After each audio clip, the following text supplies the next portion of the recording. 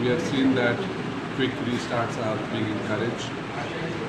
Even in case of a goal kick or a free kick in the penalty area, the play starts no sooner the ball is touched.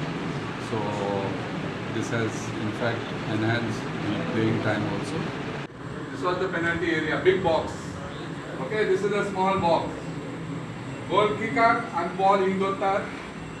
And ball by Rohit goes, it was supposed to be in play.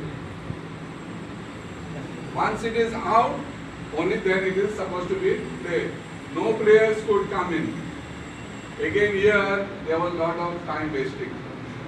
So now what has been decided, once the ball is kept in the small box or anywhere where the free kick is taken in the penalty area, once the ball is kicked, the ball is in movement.